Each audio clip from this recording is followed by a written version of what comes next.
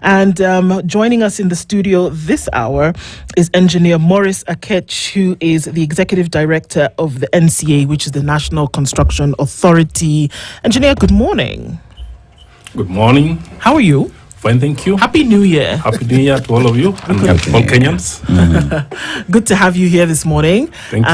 And even as we do, Dennis wants to tell us something. He's been telling us over the last couple of weeks about opportunities that are made available for young people in the country who may not have had a chance to connect their skill with this opportunity. And when we talk about the youth and connecting with the skill, we're not just talking about some few youth, we're talking about over 1 million young people who enter the labor market annually. It is a problem, not only for the country, but in the African continent, talking about around 12% of young people who get into the labor market and don't get these opportunities. And KCB has seen this as a problem. And they say, because there's a problem, we want to offer solutions. And the solutions they're offering is they're taking these young people, giving them the skill, taking them through class, giving them certificates, and even going forward to giving them tools of trade so that when they go to start their business, they have the tools to start, therefore lessening the burden of starting this business. And KCB has trained over 155,000 youth and given them these skills that they need. And aside from that as well, there is the issue of giving them mentors, and City would tell you how important these mentors are in helping these young people as they get into the labor market. You know, you talk about imbuing someone with skills. You start from the understanding that they already have an idea of what they're doing, or they may have studied it, but they are not as proficient as they could be, meaning their skills will not enable them to actually enter the job market and to profit from it. So beyond the certification that is offered by NITA, now that ensures that if somebody wants a confirmation that you actually know what you're saying, you know, they say, this is it, because it's recognized. Secondly, somebody who already is in the business and has been doing it and understands things that you will not necessarily find in a textbook will tell you this is how you go about it. But they take it further. They also ensure that they tool you and kit you for it, so that there's money that is given for purposes of cash flow. There are tools that you're actually given so that you are able to actually do what it is that you've trained yourself to do.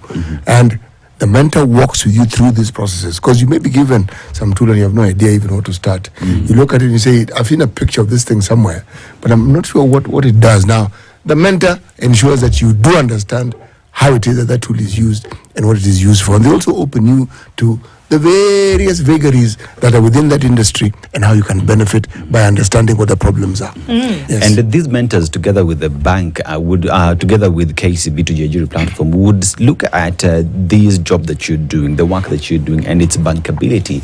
And it's upon this point that the bank would now look at, okay, Sawa, you're ready to go, you're ready to fly, your business is doing good, you're saving, and you're getting profits out of it. The bank would then come in and give you credit. But even with the credit, they would still hold your hand to make sure that your business continues to grow and flourish. And to get all this information, KCB to Jejuri says you go to kcbgroup.com/foundation, where you get all this information. There you go.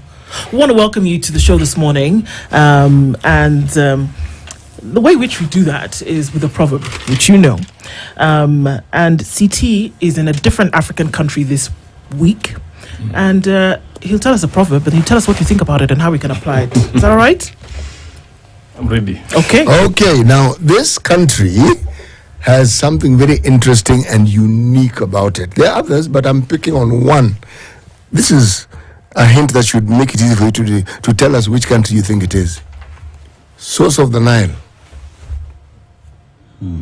is found within its borders. Which country are we talking about? That's our neighbor. Which one? Must be Uganda. Good man. Engineer here attended geography classes, and he passed his geography. Which was necessary. It was very necessary. It's a requirement for civil engineering Yes, I course. was going to say. Engineers, they must know their whereabouts. That is absolutely correct. First attempt, 100%. Yeah. Well done. Yes. Now the proverb. Do not look where you fell, but where you slipped. not look where you fell, but where you slipped. It's a good one. I think it gives us a reflection of we need to think of the beginning or the cause, not the outcome, because it's the cause that if you don't focus on it, it will end up with either a good or a bad thing. For instance, for you to fall and you slip from the fact that you did not analyze or did not check where you are stepping on, literally, I'm interpreting it, where you are stepping on, to give you an understanding of the risk so that you don't end up falling. And it's very relevant what you want to discuss today, because we want to discuss today, want to talk about even how you need to do your building so that it's safe, so that it does not cause accidents in terms of slippage. You make sure the floor is not slippery. Yeah. There you go. And it's just interesting because now we're talking about construction, and obviously we're looking into the building code, and we're saying ensuring structural integrity. And when we think about this, engineer, we're just jumping into the conversation. We think about this, and unfortunately, the first thing that comes to our minds is, sadly, the number of buildings around the city, around the nation, that have a crack or that have, collapsed. Whether they be schools, whether they be, apartment blocks, the ones that are currently cracking. And so we want to ask ourselves the question, on the road to structural integrity, how far down that road are we in the right direction? Well, I know for a long time we've had issues of buildings collapsing. Also, for a long time, we've been coming up with strategies to ensure that that does not happen. And I'm happy that in this room today, on the 13th of January 2025, very early in the year, we're having a conversation to tell Kenyans and the world that we have now come to a stage where this is going to be a thing of the past because of some of the things and measures we put in place to ensure that they don't happen. Of course, buildings don't just collapse because they want to collapse. They collapse because of a number of reasons. One is maybe not having good standards in place. Two, poor workmanship, which is attributed to what you talked about, the skills development. With good skills, there will be good workmanship or quality workmanship. The other could be poor or substandard materials, which is also addressed in the new building code. The other one is what I would call inadequate designs by the professionals, that's professional input, or lack of implementation of a good design that has been done by the professionals. This is attributed to maybe the developers or space and so many other things. So in a nutshell, even though we've had a number of buildings collapsing in the past, but in the recent past, you've seen a decline in that trend. And if they do happen, you've also seen what we call safe or minimal impact in terms of loss of lives. Of course, when a building collapses, a property is still lost, but loss of lives has now also become minimized.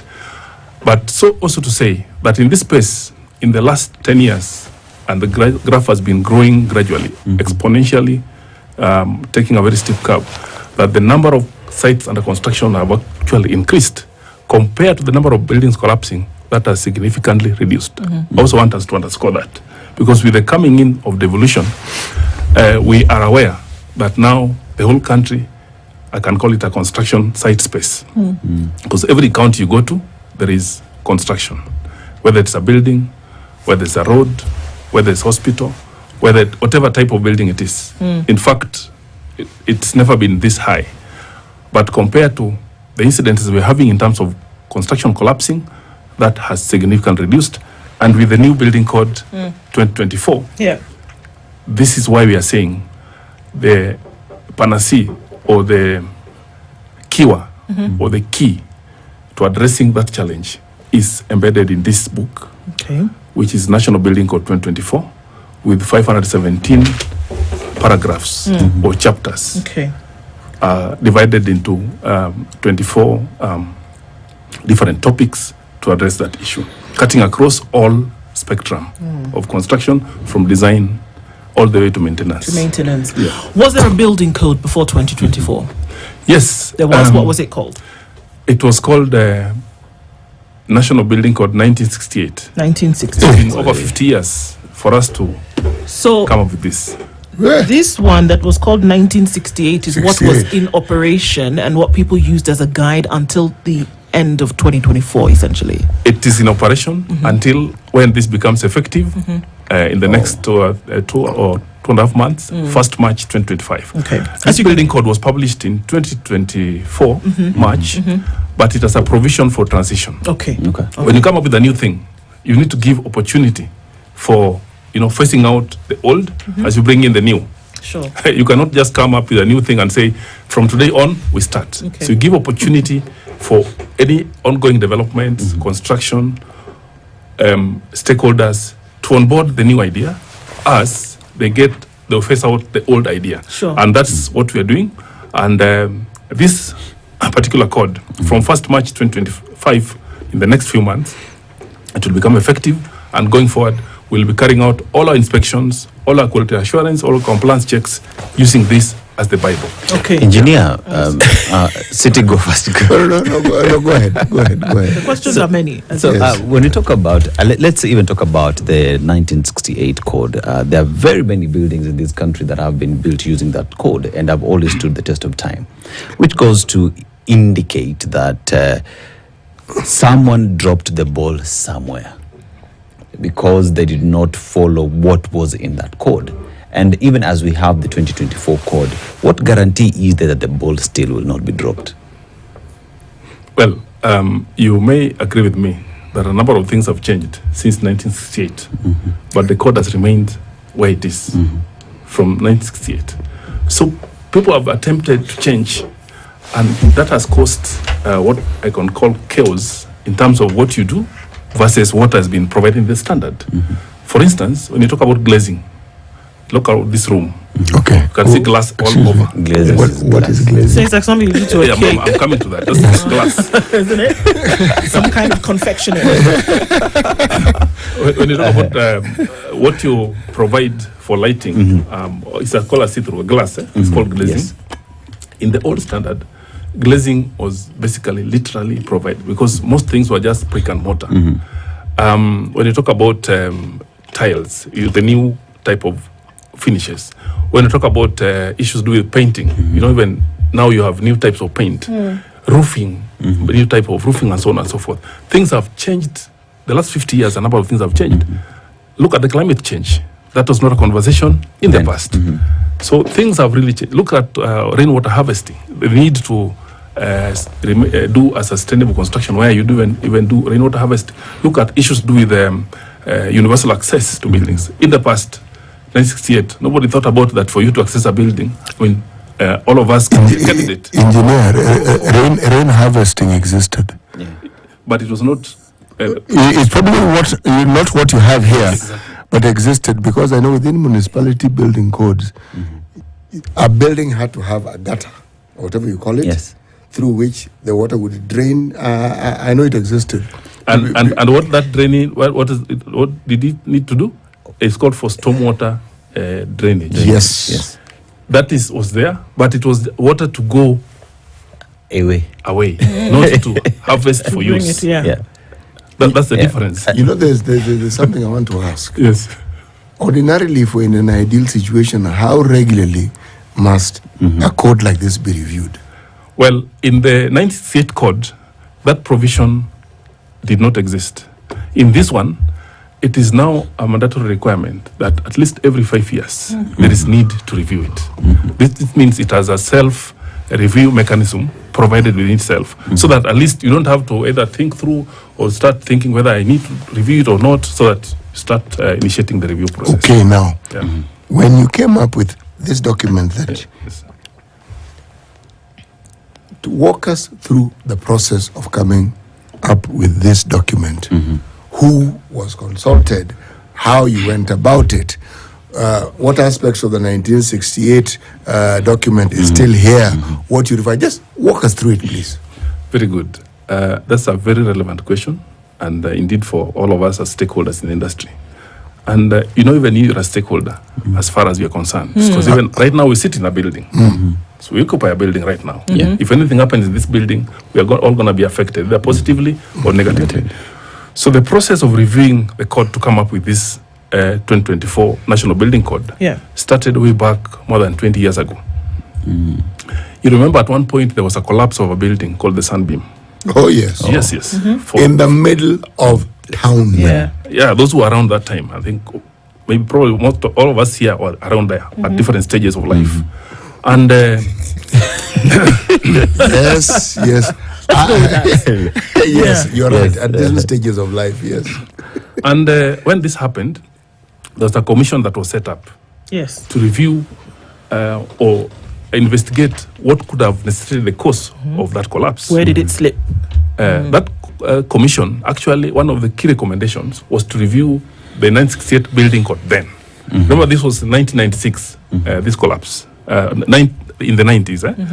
So fast forward, that recommendation was presented to the appointing authority, which was the president then, and the process of reviewing the code began. So it's been over 20 years or so.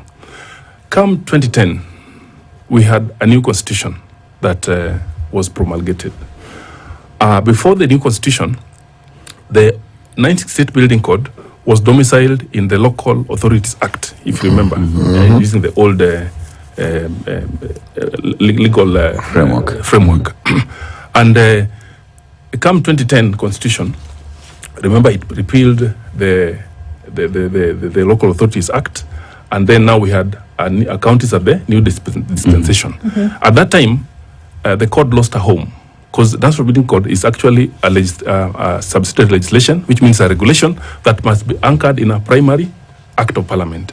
So now when it lost a home, there was need to bring it to a new home.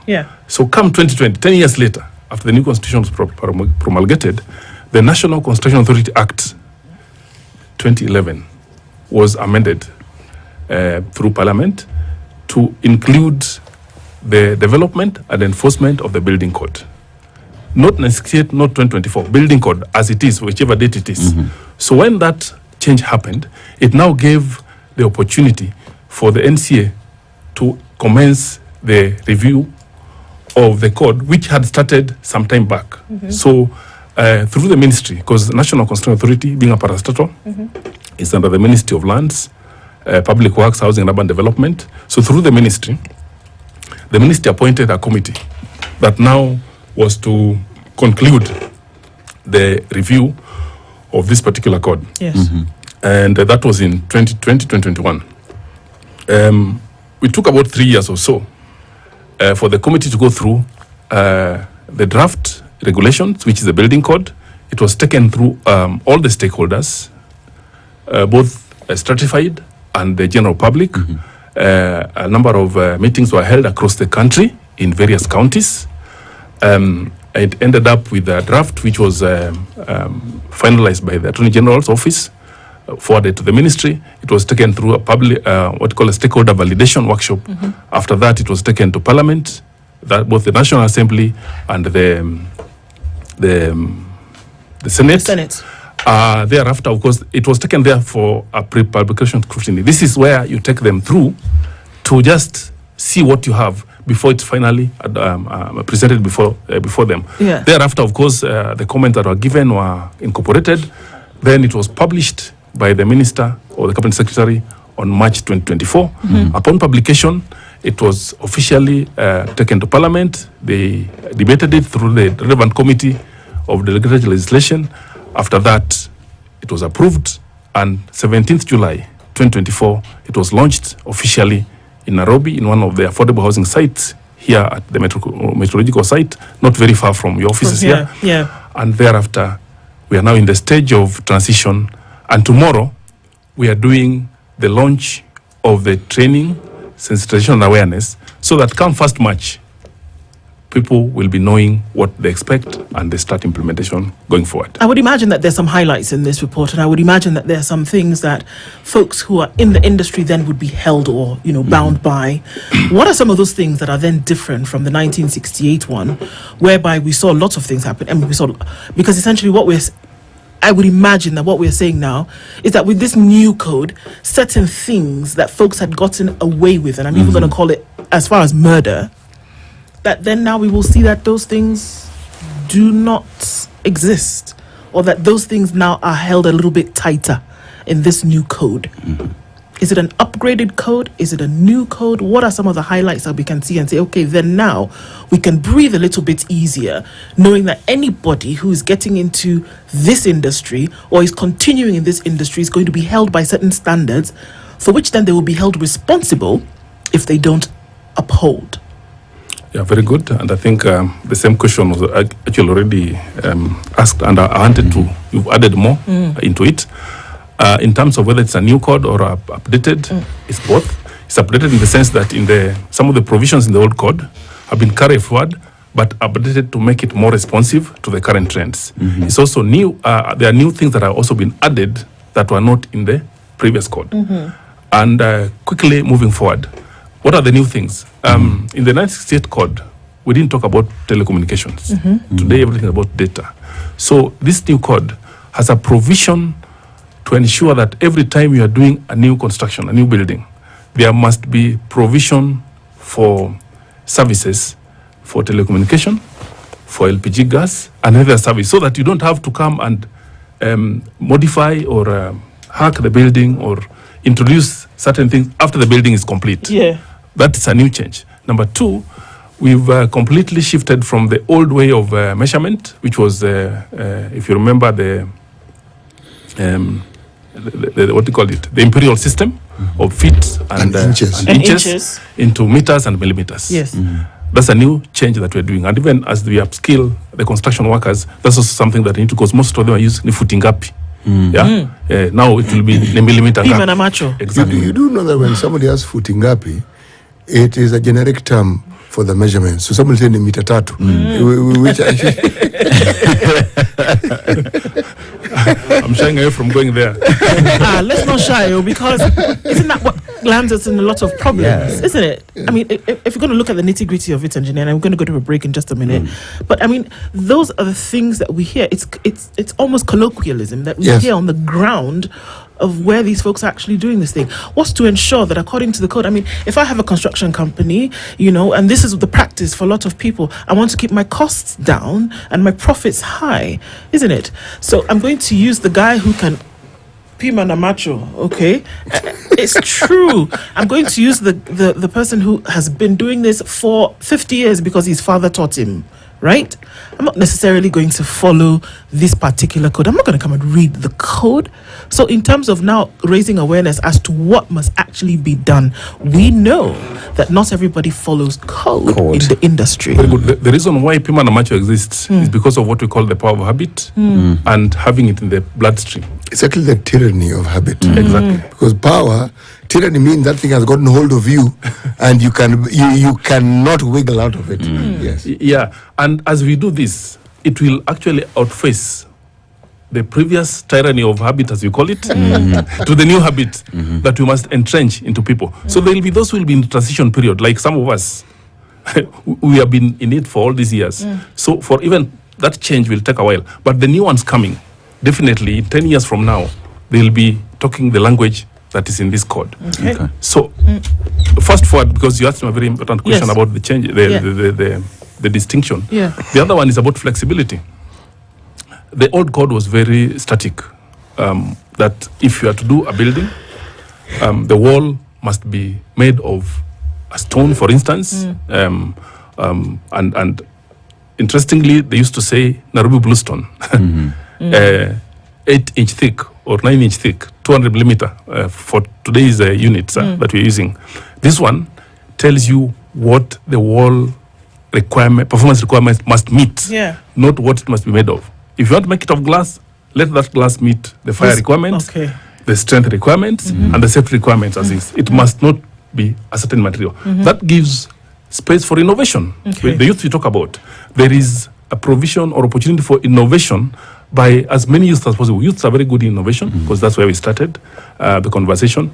And as we bring them into this space, any new innovation that meets the defined requirements in the code will be allowed. The new code also gives what I call it waives, it gives exemption for traditional buildings or construction that is made using locally available materials. Of course, to a construction that is not of high rise, like you can say one bungalow or one level, using traditional materials, like where I come from.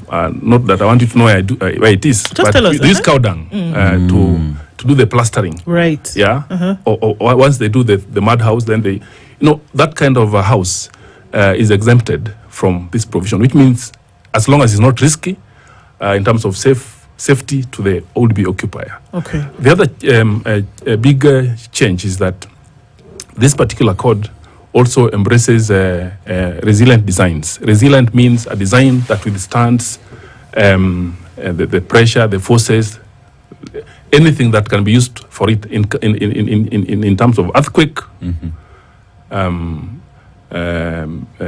flooding. Like last year around March, April, remember there was floods. If you had to use this code to not affect us, it will still be there, but the buildings will not be affected as they were, because the code provides so. Issues of wind, yes, and so on and so forth. So this code actually in itself is a game changer. It's transformational, and it has what it takes to have a life around us that is safe, a built environment around that is safe and is of good quality for all of us as occupiers, as well as construction workers and contractors. All right. Yeah. Enforcement of the code, whole other kettle of fish, I'm sure. So let's come back after the break and discuss that, because that's where we have people falling off the way, isn't it? And then how, the NCA with other industry players are going to make sure that this code is actually enforced and followed by players in the industry. Engineer Maurice Akech is the Executive Director of the National Construction Authority, and he's our guest this hour. The Building Code 2024 just completed for implementation come March this year. Let's talk about enforcement, implementation, abiding by code when we come back from this break. We'll take a look at traffic and weather and come back shortly. It's 25 minutes to 10.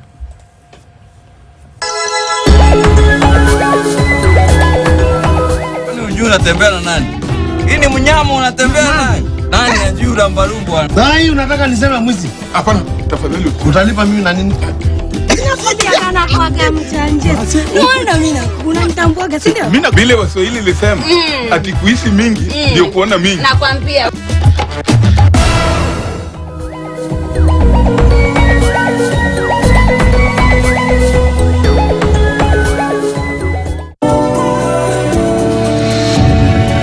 When I have back pain, I reach for 2 tablets of Panadol Extra. And I am finally released from pain and ready to be there for those who need me. Try Panadol Extra for fast and effective relief from strong pain. This is why she never learns, because you always end up going back on your word. She's my sister.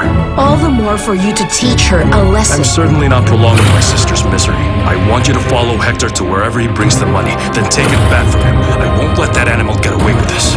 Carlos's goons are gonna be there too. Let's just abort the mission. You better get out of there, right now! Mila, where are you going?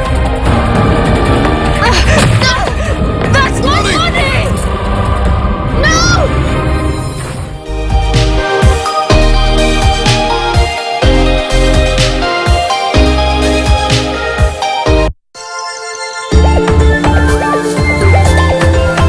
All, I wanted to say most, but all of our clients have no ability to afford an advocate. When you're paying bail for some of these people, yes, what's been like the amount of money that you pay bail for? Yeah, the least amount we paid bail is 500 shillings. This person was in for how long? 3 months. 3 months? Yeah. They could not afford 500 shillings. Currently, the statistics are that men are the most arrested gender in our country. Yeah, and it's basically a criminalization of poverty. You're at the wrong place at the wrong time. You live in a low-income area. When you're talking about these things, I'm wondering why this is not a national crisis. Because the voices of poor people, it's white noise. It's not loud enough for anyone to unfortunately care. Very few people do. So imagine what that does to a 17-year-old boy, or I think the other one was 16. How do you then interact with your peers? You've been in prison.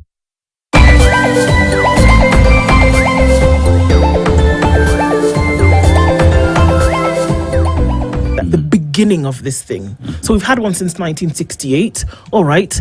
It's clear that not everybody abided to the code at all times. How will you ensure that this code is abided by to avoid a lot of the catastrophe that we saw, and then maybe to reduce on the severity of the damage of some things? Because we know you can't control everything. You can do everything you can to make sure that you abide by code. But then how do you hold or enforce this particular one? And I think before you even answer, let's remember that a beacon of this country for a very long time has been KICC, whose construction was concluded in 1974. That means it was constructed using the 1968 code. And that is because people followed that code. Others dropped the ball and did not follow that code. So in terms of implementation, that is where rubber meets the road. How will you do it? Thank you. So the enforcement of the code is clearly provided in the laws that are actually prescribed in it.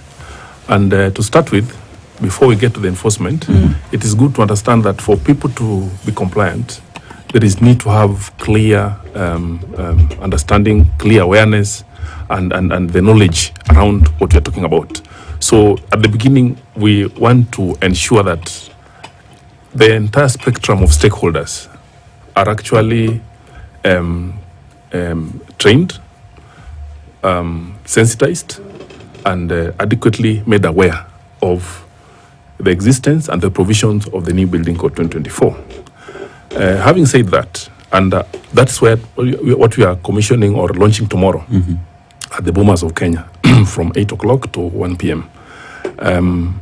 So having said that, it is good to understand that the code is anchored under the NCA Act 2011 through the amendments done in 2020 of the same act.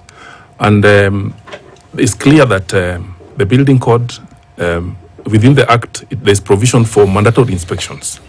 So during inspections of any ongoing construction, we will need to ensure that one, the construction complies with the prescription provided in the code. And the code has many sections providing for design as well. So we'd expect the designers who are actually regulated through other regulatory bodies to also comply with the code to the extent that they're using the code to guide the standards of their design before they are presented to the relevant approving authority, for instance, counties. So we expect the code also to be enforced through the county, the county governments, under the Physical Planning Act, which also is made reference for. We also expect the same to be done under the NC Act as we carry out our compliance checks. We also expect the same to be done by any actor that is actually supposed to interact with the code as far as their mandate is concerned. Yes. Okay, so who's bound by this code? Who in the industry? Engineers? Because when we talk about the hospitality industry, for example, okay, hoteliers, drivers, transport people, people who are, in food and services. So when we talk about this particular code, who's bound by it? And I think about when we see constructions, that whole... What is that thing? Site signboard. Thank you. The site signboard and all those many people who are named. Are those form part of the folks who should, number one, have read the code of the 517 paragraphs, must be conversant with everything that they say? Who then will we be able to call and say, excuse me, there's a code that you should have followed, you didn't follow? Yeah, so in paragraph number 6, it's clearly spelled out, actually 6.2. It says who can... You've crammed this whole thing. Because you're not even looking at it and just telling us paragraph 6. Maybe you could open it and read for us. It's already getting the bloodstream. I've been with it for a while.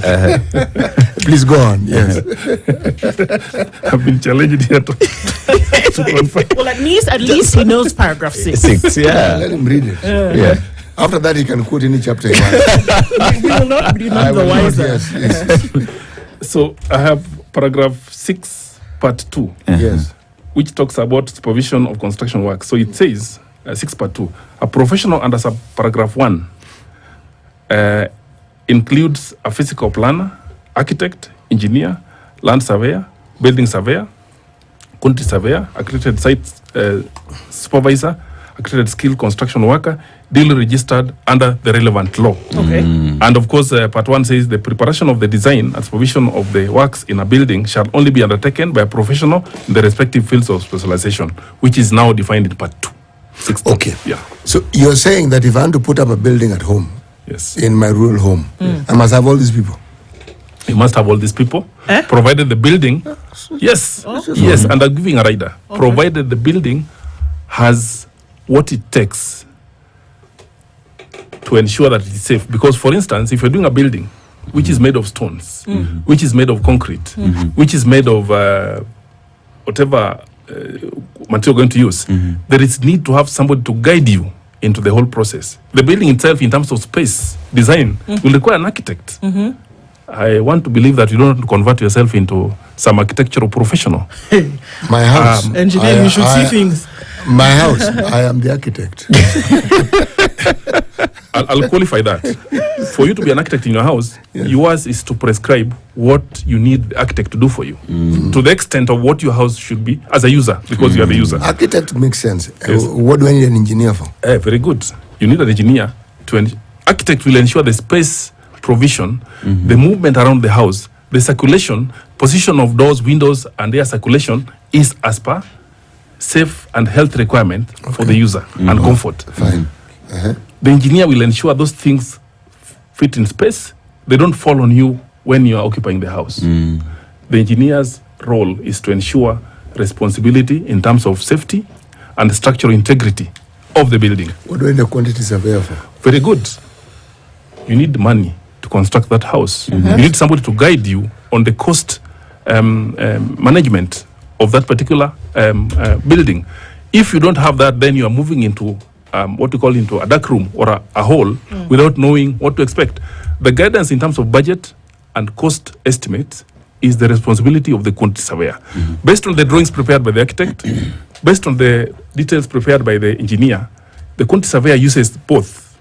And based on the specifications of materials you want to use, uses all these 3 documents to prepare what we call a cost and schedule, the quantity of the material and the cost to guide you on the overall cost or budget of your project. This is what you can use now to source for your money to build. There's something called AI.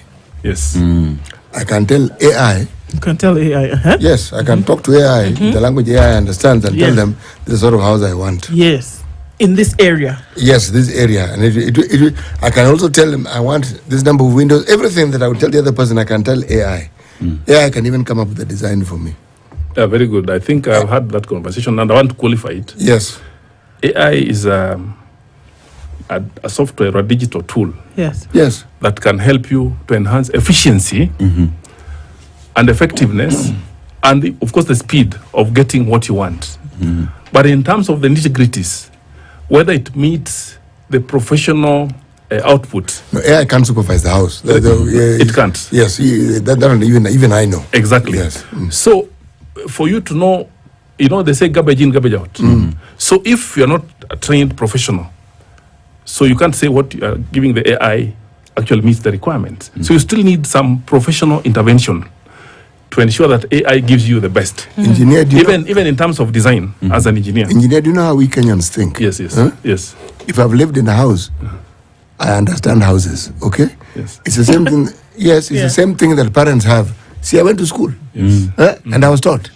I understand education. And that's why you find there's a whole slew of modern parents who want to tell the teacher what the teachers should do. So I am following that same trajectory as a Kenyan who has lived in many houses. And I assume that having lived in houses, I do know something. The point I was trying to make is this, engineer. I actually do agree with you. But the cost constraints to have all these professionals becomes a bit of a handicap if I want to put up a building. Everything you're saying makes sense. In fact, the truth of the matter is, if I do have these professionals, I may actually end up spending less on that house than I would imagine. Because they will actually avert very many losses I might make in the process of actually building with my own limited knowledge. That I understand.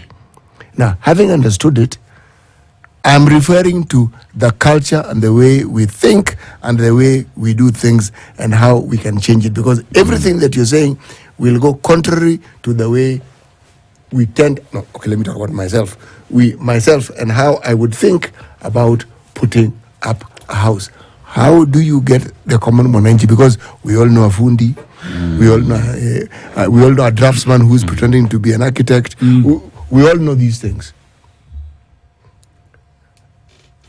That's why I'm here, and that's why I'm happy you've invited me, because this conversation is supposed to change our way of thinking. Yes. To change our way of doing things, so that we do things the right way. The reason for using all qualified professionals is to act as an insurance. Sure.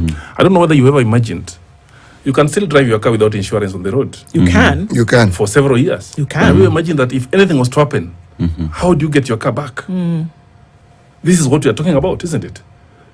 So to ensure that you are secure, safe, and insured for whatever you're doing, use professionals. Okay. So then, which brings us back to the enforcement question. Yes. Then how will you ensure enforcement of the code?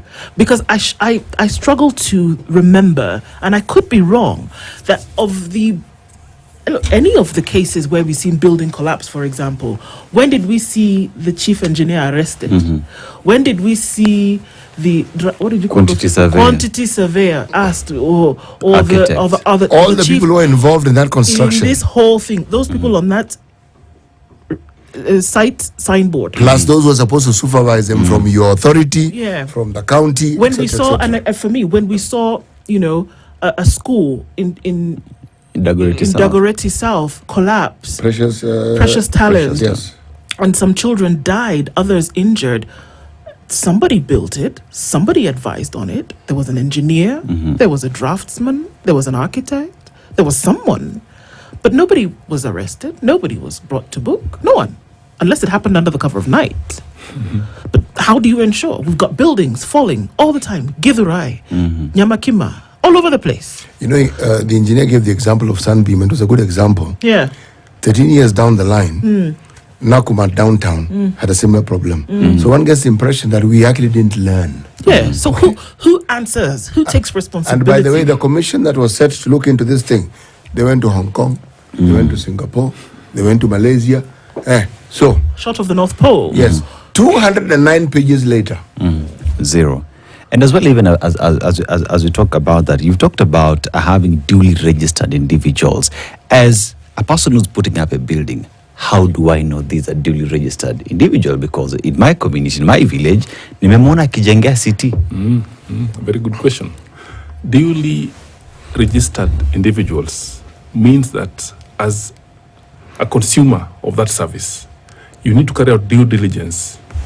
How do you do it? I know you're going to, sometimes you ask somebody, they feel slighted. Yes. That you mean you're doubting me. I'm Yes. not an Yes. engineer. Yes. Why should you ask me for my license? We just say, yes, I'm doubting you. Jenga nyumba Yes. yako. So, in my view, you better ask for the necessary documents to prove that indeed that person is qualified.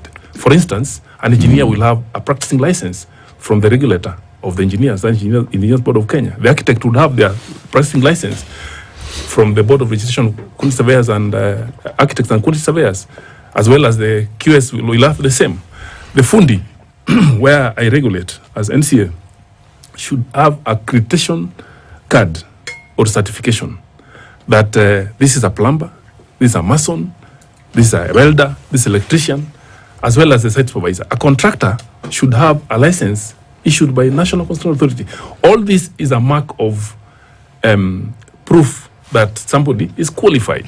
But we rarely, you go to hospitals, the example I always give, people, before they are treated, they will demand to know whether this is a qualified doctor. Why don't you do it also for the same in construction? The reason is because when we go to a hospital, we assume that the hospital has taken care and ensured that the people who are seeing us are not just wearing a lab coat, whereas their day job is selling smokies.